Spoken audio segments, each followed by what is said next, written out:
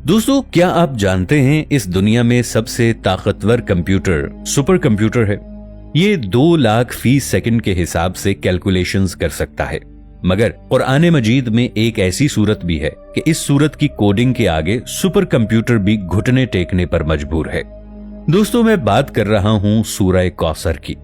ये कुरान मजीद की सबसे छोटी सूरत है, मगर आप ये जानकर हैरान रह जाएंगे कि कुरान मजीद की इस छोटी सी सूरत में नंबर 10 की कोडिंग इस तरह मौजूद है कि आज का सुपर कंप्यूटर भी इसके सामने सिफर है। कुरान मजीद की सूरह कौसर 10 अल्फाज पर मुश्तमिल है।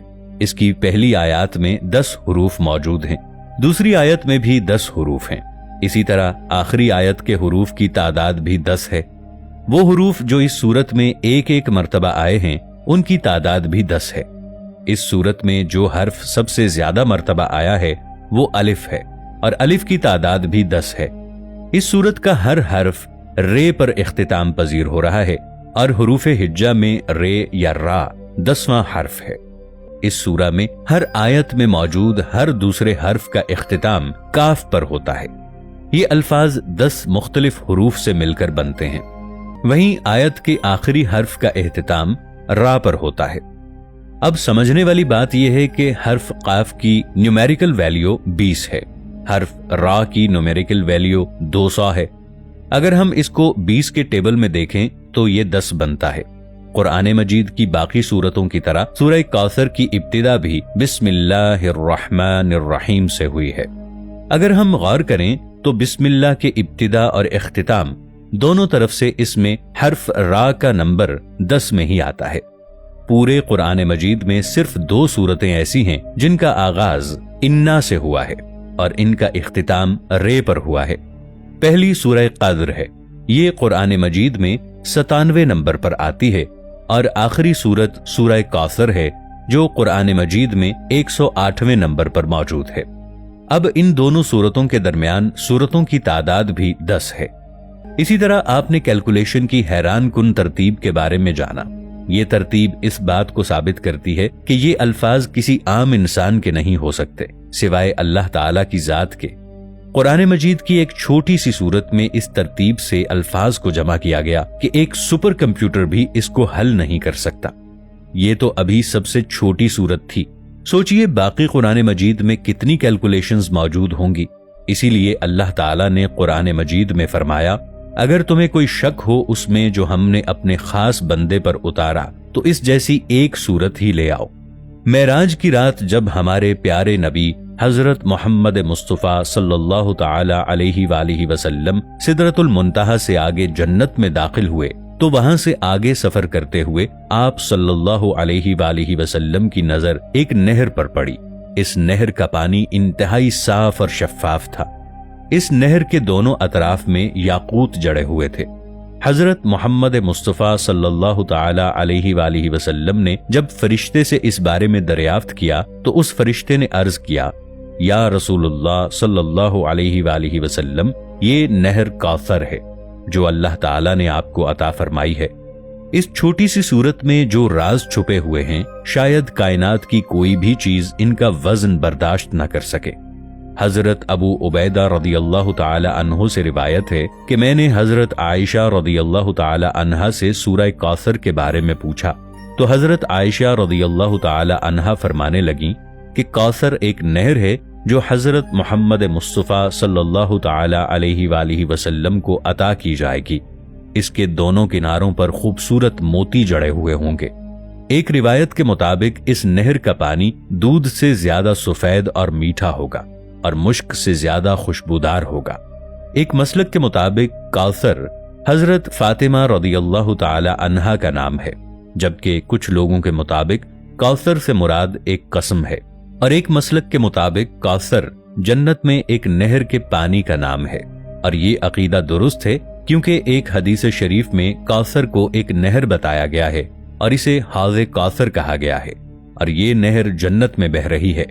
इस नहर को हाज़े कौसर कहने की वजह वो कसरत है जो इस नहर के पानी के साथ मिल जाता है, और इस बात का मतलब हमें हजरत मोहम्मद सल्लल्लाहु अलैहि वालिहि वसल्लम की एक हदीस से वाज़ेह हो जाता है, जिसमें हुजूर नबी करीम सल्लल्लाहु ताला अलैहि वालिहि वसल्लम ने फरमाया کہ روز قیامت میں تمہاری کثرت کی وجہ سے دوسری امتوں پر فخر کروں گا۔ اس نقطے پر سورہ کوثر کے مطلب کو واضح سمجھنے کے لیے ہمیں اس وقت میں جھانکنا ہوگا جب اس دنیا کا کوئی وجود نہیں تھا۔ اس وقت اس دنیا میں حضرت آدم علیہ السلام سے لے کر اس دنیا کے آخری انسان کی روح سے اللہ تعالیٰ عہد لے رہا تھا۔ یہ وہ وقت تھا جب تمام ارواح میں سے اللہ تعالیٰ میں انبیاء علیہم السلام کی ارواح کو منصب دینا شروع کیا۔ وہ منصب یہ تھا کہ اللہ تعالیٰ کے احکامات کو لوگوں تک پہنچایا جائے، مگر اللہ تعالیٰ نے ان کو یہ انتخاب بھی دیا تھا کہ کون سا نبی کتنے لوگوں کی ذمہ داری اٹھا سکتا ہے کہ وہ اتنے لوگوں کو جمع کریں۔ اب اس بات پر غور کریں۔ حضرت عبداللہ بن عباس رضی اللہ تعالی عنہ فرماتے ہیں کہ رسول اللہ صلی اللہ علیہ وآلہ وسلم نے فرمایا کہ ایک مرتبہ حج کے موقع پر میرے سامنے ساری امتیں پیش کی گئیں، یعنی بذریعہ کشف آپ صلی اللہ علیہ وآلہ وسلم کو پچھلی تمام امتوں کا دیدار کروایا گیا اور ان کے ساتھ امت محمدیہ بھی ان کے سامنے پیش کی گئی۔ تو حضرت محمد صلی اللہ علیہ وآلہ وسلم نے جب امت محمدیہ کی تعداد کو دیکھا تو ان کا دل بہت خوش ہوا۔ دوسرے انبیاء کرام علیہم السلام کی امتوں کی تعداد اتنی زیادہ نہیں تھی جتنی آپ صلی اللہ علیہ وآلہ وسلم کی امت کی تعداد تھی۔ دوسرے انبیاء کرام علیہم السلام سے زیادہ تعداد کی وجہ بھی یہی ہے کہ حضرت محمد مصطفیٰ احمد مجتبی صلی اللہ تعالی علیہ وآلہ وسلم سے پہلے جتنے بھی انبیاء کرام آتے، ان کے بعد ایک اور نبی آ کر پہلے والے نبی کے کام کو آگے بڑھاتا، جو کہ اللہ تعالیٰ کے احکامات کو لوگوں تک پہنچانا تھا۔ چونکہ حضرت محمد صلی اللہ علیہ وآلہ وسلم اللہ تعالیٰ کے آخری نبی ہیں، اس لیے قیامت تک لوگوں کی اصلاح کا ذمہ حضرت محمد صلی اللہ علیہ وآلہ وسلم پر ہے۔ اسی لیے حضرت محمد صلی اللہ علیہ وآلہ وسلم نے فرمایا کہ قیامت کے دن میں تمہاری کثرت کی وجہ سے دوسری امتوں پر فخر کروں گا۔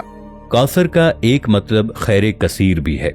حوض کوثر اور اس کثرت کا مطلب یہی ہے کہ جو امتی پل صراط سے گزر کر آگے بڑھیں گے تو حضرت محمد صلی اللہ علیہ وآلہ وسلم ان لوگوں کو حوض کوثر سے پانی پلا کر ان کے اجسام کو صاف کر دیں گے، کیونکہ حوض کوثر سے آگے جو مرحلہ ہوگا وہ آخری مرحلہ ہوگا اور وہ مرحلہ جنت میں جانے کا ہوگا۔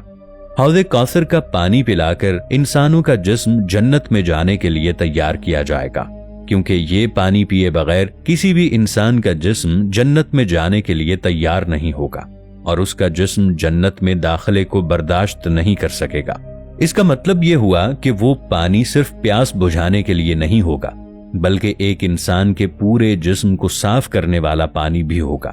جیسا کہ جب حضرت آدم علیہ السلام کو اللہ تعالیٰ نے ایک خاص درخت کے پاس جانے سے منع فرمایا تھا، مگر شیطان کے بہکاوے میں آ کر حضرت آدم علیہ السلام نے اس درخت کا پھل کھا لیا۔ اس پھل کو کھانے سے پہلے حضرت آدم علیہ السلام اور اماں حوا کی کیفیت کچھ اور تھی، مگر جیسے ہی انہوں نے پھل کھایا تو اس پھل میں موجود طاقت کی وجہ سے آپ علیہ السلام کے جسموں میں تبدیلیاں آنا شروع ہو گئیں۔ ان دونوں نے اپنے جسموں کو پتوں سے ڈھانپنا شروع کر دیا۔ ان کے جسموں میں وہ عمل ہوا جس سے ان کے جسم میں تبدیلی شروع ہوئی۔